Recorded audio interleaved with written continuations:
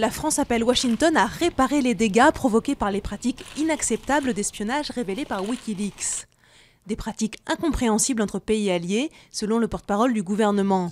La Maison-Blanche a assuré mardi soir qu'elle ne ciblait pas les communications de François Hollande et ne le ferait pas à l'avenir, mais n'a pas évoqué le passé. Alexis Tsipras, très combatif, avant une nouvelle série de réunions cruciales à Bruxelles. Il a accusé le FMI de bloquer les négociations. À Athènes, le gouvernement a rejeté une contre-proposition des créanciers qui comprenait surtout des souhaits du FMI, comme des coupes plus importantes dans les dépenses publiques.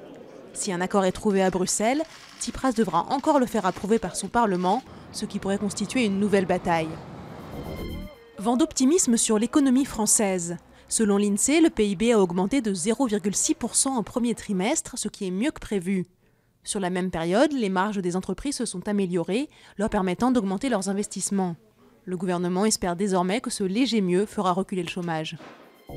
La politique migratoire de l'Union européenne sur la sellette. Mardi, la Hongrie a annoncé qu'elle suspendait un règlement clé de l'UE sur les demandeurs d'asile.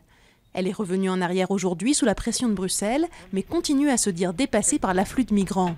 Avec la Grèce et l'Italie, la Hongrie constitue une des portes d'entrée de l'UE pour les personnes fuyant l'Irak, la Syrie ou encore l'Afghanistan.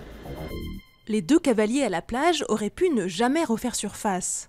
Ce tableau fait partie des 1600 œuvres découvertes en 2012 à Munich chez Cornelius Gurlitt. Cet octogénaire allemand tenait les œuvres de son père qui les avait amassées sous le Troisième Reich. Aujourd'hui, les 2 cavaliers de Max Liebermann sont la première œuvre de la collection à être mise aux enchères. Sotheby's espère vendre le tableau au moins 760 000 €.